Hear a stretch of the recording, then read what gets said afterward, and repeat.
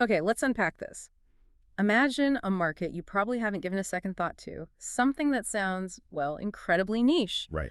We're talking about the air blaster market. Now, depending on your background, air blaster might mean different things. Sure.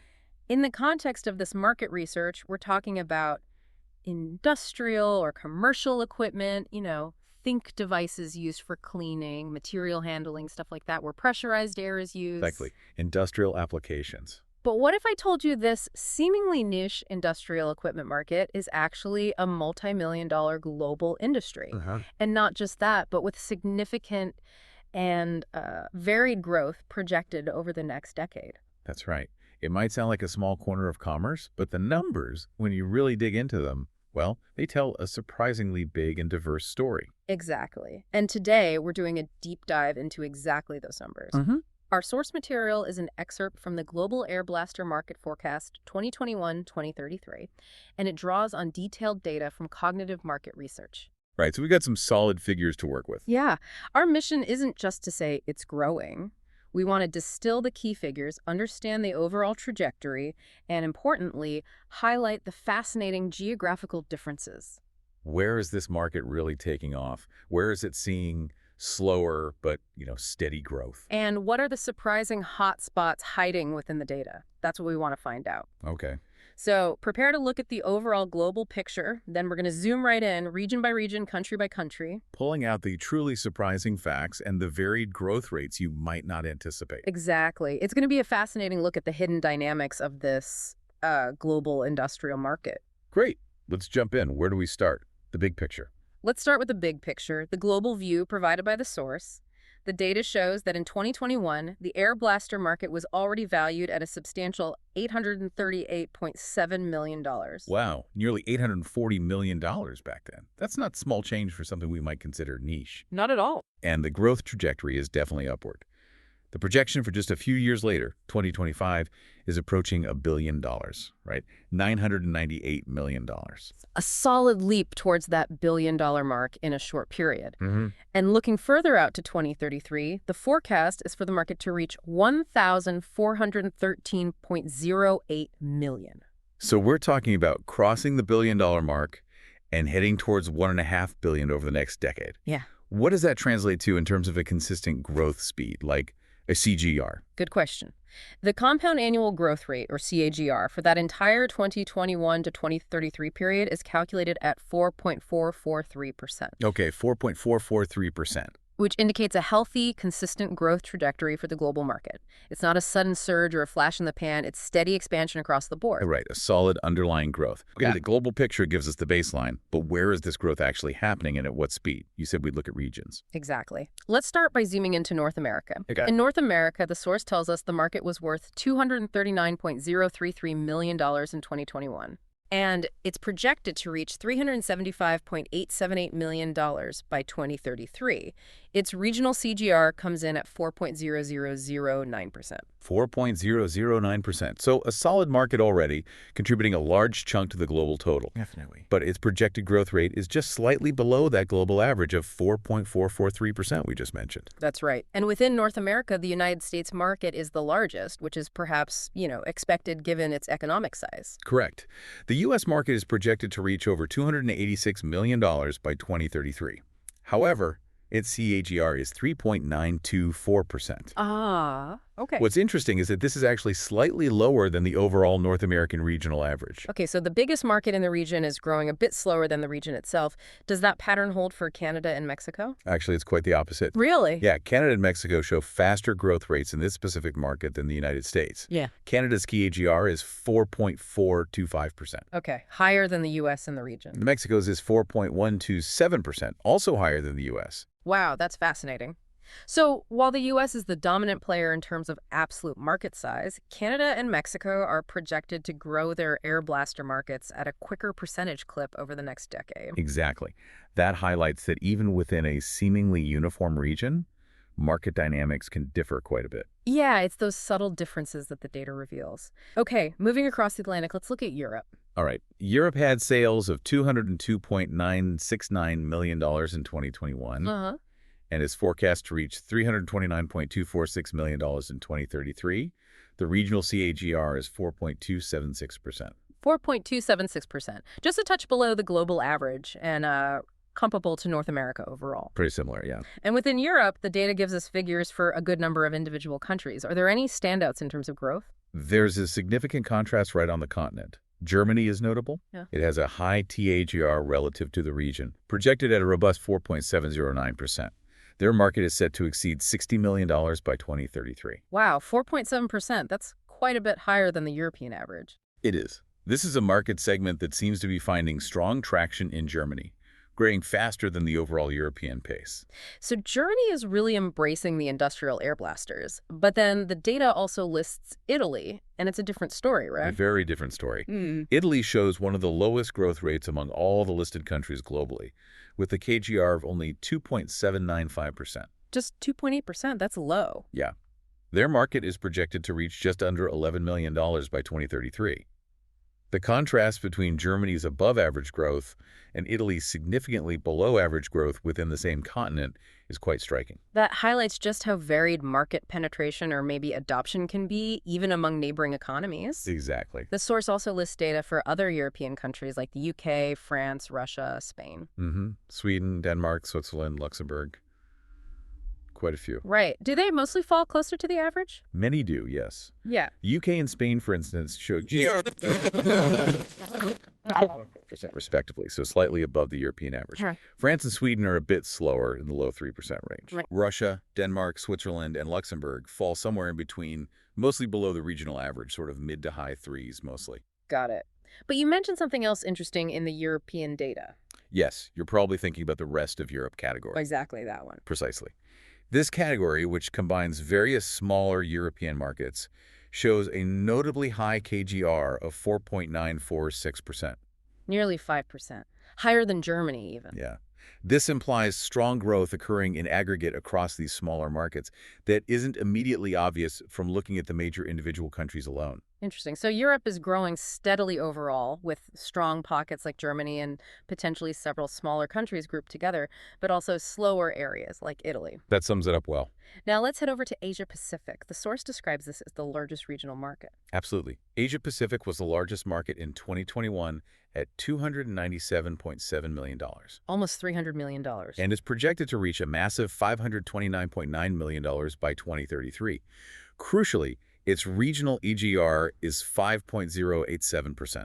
Whoa, over 5%. That's the highest regional CAGR we've seen so far. It is, highest among all listed regions. So it's not just the biggest market, it's also the fastest growing one globally. And within Asia Pacific, China is clearly a massive player. China is indeed the largest single country market listed anywhere in the dataset for air blasters. How big? It generated over $109 million in 2021 and is forecast to hit over $210 million in 2033. Huge numbers. And the growth rate. Its CAGR is 5.664%. 5.66%. That's the highest country-level CAGR listed in the entire report, isn't it? It is. Truly remarkable growth in that specific market in China. That is explosive growth for a single country in this sector. And India isn't far behind China's growth rate, looking at the number. Correct. India also shows very strong growth with a CAGR of 5.591%, almost neck and neck with China's rate. Wow. Their market was over $51 million in 2021 and is projected to nearly double to over $98 million by 2033. So China and India are really driving the momentum in the world's largest and fastest growing region for air blasters. They absolutely are. Key drivers. What about the other Asia-Pacific countries listed? Japan, South Korea, Australia. Japan is significant, projected to reach over $62 million by 2033, with a solid CAGR of 4.647%. Okay, so slightly above the global average. Healthy. Definitely healthy. Yeah. South Korea and Australia show more moderate growth, with CAGRs just under 4%, around 3.99% each, actually. Very close. And Singapore. Singapore is similar at 3.86%, solid, but not the explosive growth of China or India. Okay. And there's also Southeast Asia and Taiwan listed. Right. Southeast Asia, as a combined area, represents a substantial market.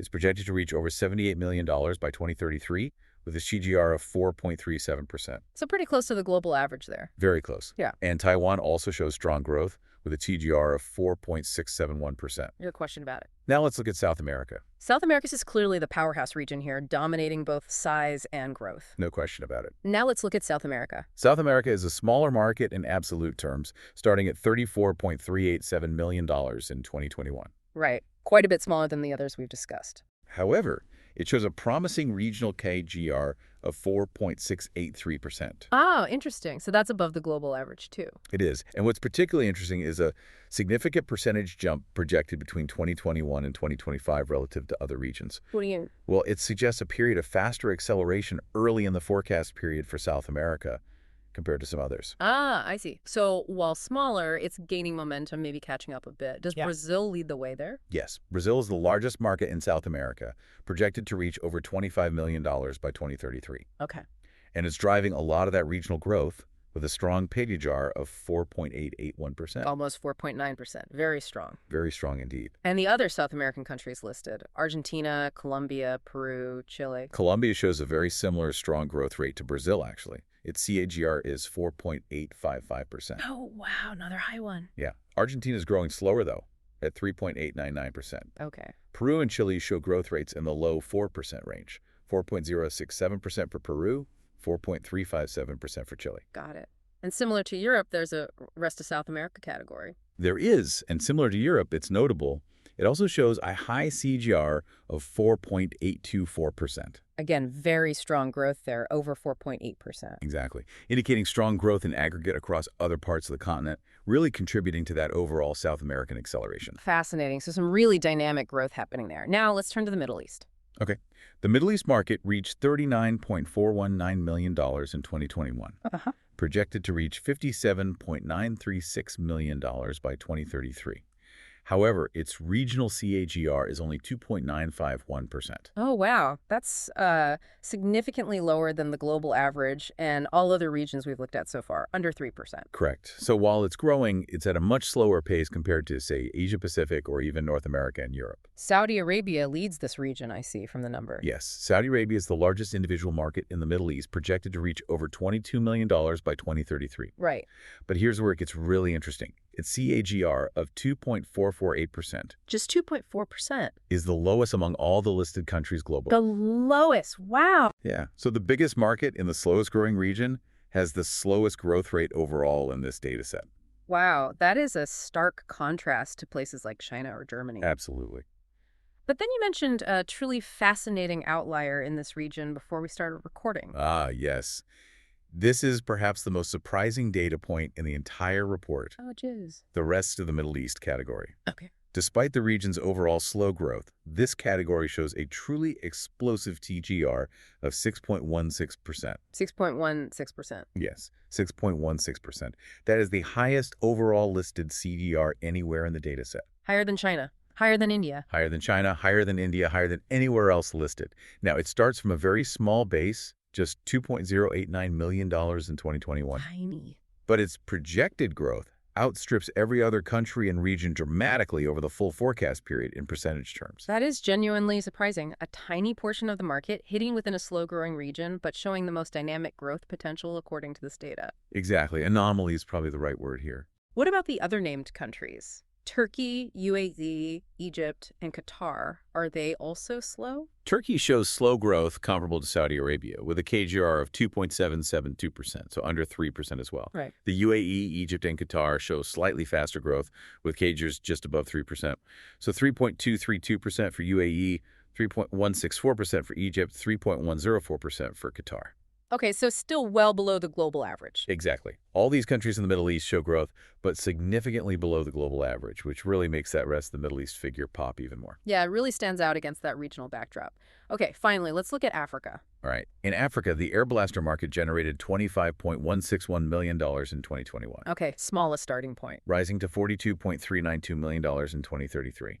The regional CGR is 3.604%. 3.6%. So below the global average, but healthier than the Middle East's overall rate. Yes, noticeably better than the Middle East average. South Africa is the largest market there. Yes, South Africa accounted for over $10 million in 2021 and is projected to reach over $16.7 million by 2033. And its growth rate. Its CAGR is 3.441%, so slightly below the African regional average. Okay. And Nigeria. Nigeria shows a slightly higher growth rate than South Africa, with a CGR of 3.815%. Oh, interesting. Yeah. Its market is forecast to exceed $10 million by 2033, positioning it to potentially overtake South Africa as the largest market in the region over the forecast period. A potential shift in leadership there. And the rest of Africa? The rest of Africa category is also growing at a similar pace to the region overall, just over 3.6% CDR, 3.64% specifically.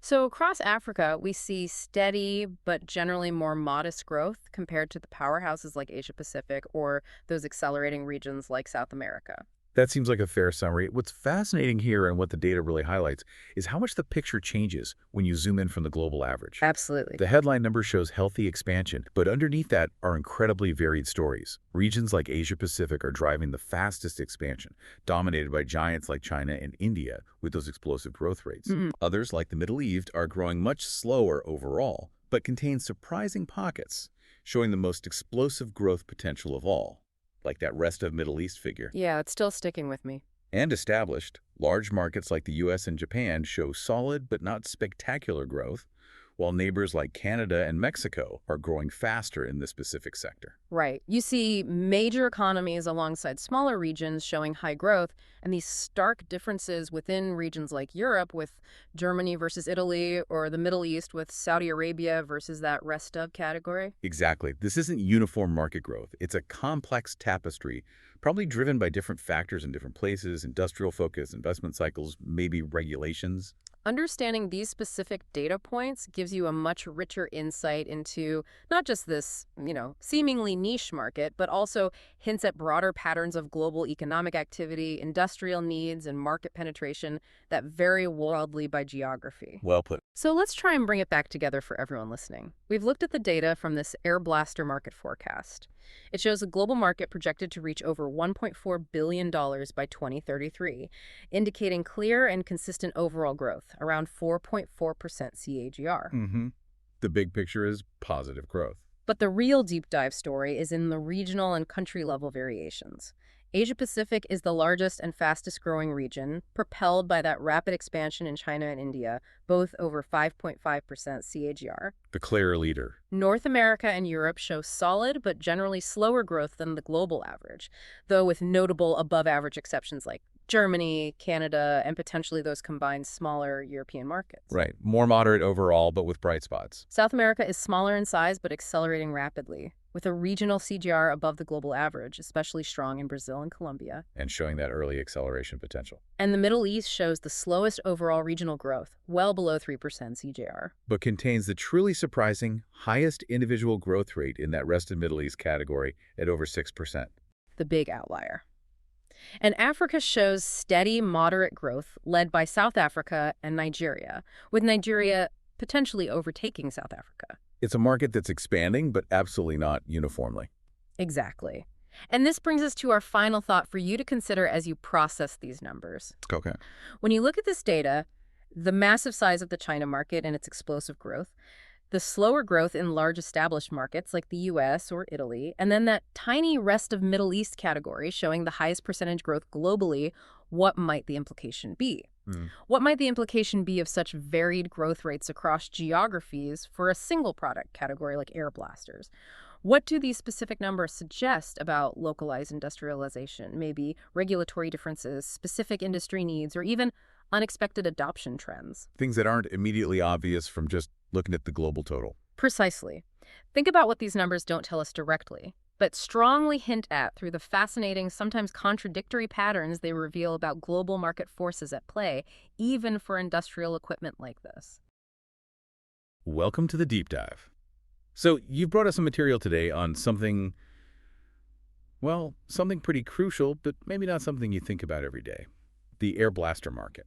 That's right. It's definitely one of those technologies working away behind the scenes, keeps a lot of heavy industry moving. We're going to use these sources, especially the cognitive market research analysis, to really unpack what's driving it, what the challenges are, and where it's heading. Okay, let's get grounded first. We're not talking sci-fi weapons here. What is an air blaster in this industrial sense? Why do people need them so badly? Think of them as targeted bursts of air power. Basically, it's a device that holds compressed air, a lot of it, at high pressure, Yeah. and then it releases it, bang, all at once. That blast goes right into bulk materials stored in, say, silos or hoppers. And the point is? The point is to dislodge material, Yeah. stuff that's packed down, bridged over an opening, or just plain stuck to the walls. Okay. So the fundamental problem is just stuff getting clogged up. Exactly. If you're handling powders, grains, aggregates, anything that comes in bulk, clogs are a nightmare. Material jams, flow stops. Yeah. That's where the air blaster steps in. Its job is simple. Keep that material flowing out without interruption so the whole operation doesn't just seize up. Okay, yeah, I can see why that's critical. A blockage in a cement plant or a mine, that's not a small hiccup, is it? Not at all. It can cost serious money, and that leads right into the first big driver, this increasing demand for optimizing how materials flow. Because blockages mean lost time, lost production. Precisely. Lost production equals lost revenue. Air blasters offer a direct, pretty effective way to prevent or fix those clogs quickly. And where are we seeing these most? You mentioned cement and mining. Oh yeah, they're key. But also power plants, especially coal or biomass-fired ones, food processing, dealing with things like flour or sugar. Basically, any large-scale industry handling bulk solids needs this kind of reliability. Keeping the material moving is just fundamental. Yeah. Okay, so tackling that core problem is driver one. What else is pushing the market? Well, there's a huge push globally for better plant efficiency and, critically, less downtime. It ties back to the blockage issue. Right. When things clog, operations stop. And fixing it traditionally, that often meant sending people in. Manual cleaning. Which sounds dangerous. It absolutely can be. Confined spaces, working at height, unstable material. It's risky stuff. Air blasters offer a way to clear things without anyone having to go inside. So it's a safety improvement too. Definitely. You automate it or trigger it remotely. It cuts way down on that manual intervention, so you get fewer shutdowns, which saves money, and it makes the plant a safer place to work. It's a real twin win. Better efficiency, better safety. Less risk, more productivity. That's a strong argument. Fair. And the third driver you mentioned looks more outwards, towards global shifts. Exactly. It's about rapid industrial growth, particularly in emerging economies. Think Asia-Pacific, Latin America, Africa. They're investing massively in new infrastructure. Building new factories, power stations. Cement plants, mines, you name it. Huge projects. And when you build a brand new, large-scale facility like that today, You want the best, most reliable systems from the start. you got it. You're designing for high throughput, high efficiency. You can't afford to rely on old-fashioned or manual ways to keep materials flowing. So these effective systems like air blasters are basically designed right in. They're part of the essential kit for modern heavy industry. Okay, so strong forces there. Yeah. Fixing a core problem, improving safety and efficiency, and just the sheer growth in industrial infrastructure worldwide. But it can't all be smooth sailing. What are the headwinds, the restraints? Well, a big one, maybe the biggest, is the upfront cost. Setting these systems up isn't cheap. More than just the blaster units themselves? Yeah. You need powerful air compressors, the whole piping network, maybe sophisticated control systems. For a big plant, that initial capital outlay can be, pretty hefty. I see. So even if you know it'll save money down the line by preventing stoppages, getting that initial budget signed off might be tough. It's a definite barrier, yes. Then there are the operational factors, specifically noise and safety concerns around the blasters themselves. Noise. It's Because they make a loud bang when they fire. Exactly. It's a sudden release of high-pressure air. It's inherently noisy. That can be a problem in places with strict noise limits, or it means spending more on soundproofing. Okay. And the safety aspect, I thought they improved safety. They do, by reducing manual entry. But the system itself introduces potential risks. If it's not installed right or maintained properly, you could have issues. High-pressure air leaks, equipment failures, things like that. Right, so you trade one set of risks for another, which needs managing. Precisely. Good engineering and maintenance are crucial. And then the third restraint is more about market reach.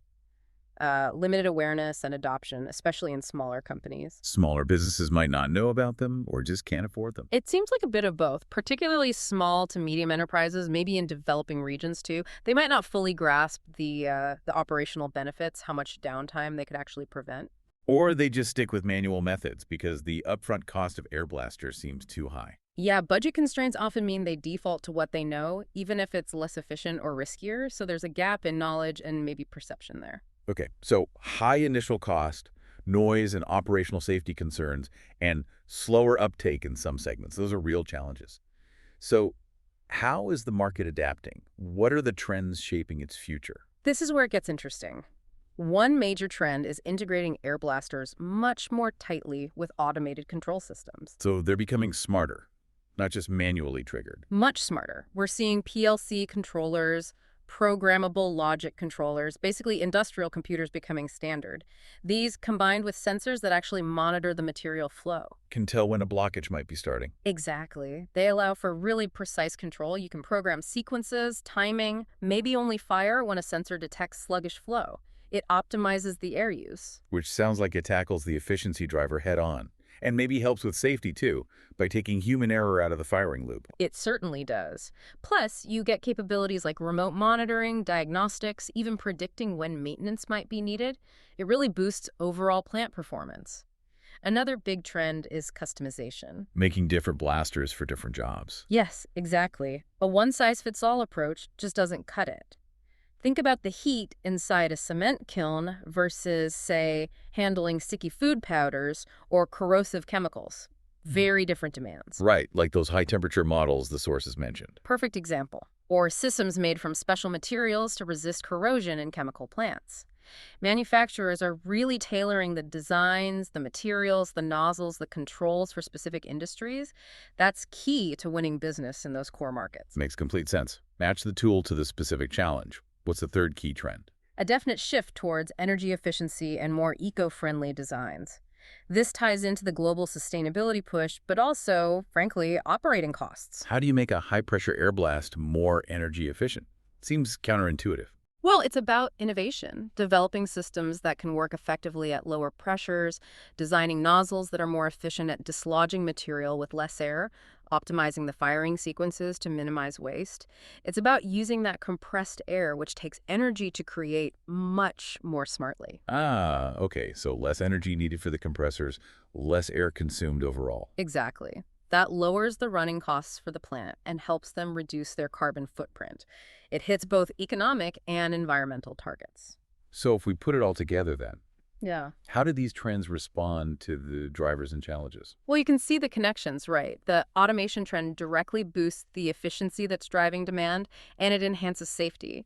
The customization trend is vital for serving those diverse, growing heavy industries. And the energy efficiency focus tackles sustainability concerns and helps make the long-term cost argument stronger, maybe offsetting some of that initial investment barrier over time. It sounds like the market's really evolving. It's not just about brute force anymore. It's becoming more intelligent, more tailored, more sustainable. That definitely seems to be the direction, based on the analysis. These trends suggest air blasters are becoming even more deeply integrated as essential, smart components for efficient industrial operations. And for you listening, whether you're directly involved in these sectors or just curious about the hidden tech that keeps things running, this look at the air blaster market really highlights how basic operational needs drive quite sophisticated innovation. Keeping up means understanding these less visible but vital parts of the industrial puzzle. It really does. And maybe it leaves you with this thought. Air blasters are just one example of these crucial, often overlooked technologies. What other invisible systems are out there, quietly keeping the wheels of industry turning? And how are they changing in response to similar demands for more efficiency, better safety, smarter automation, and improved sustainability? Someone to think about.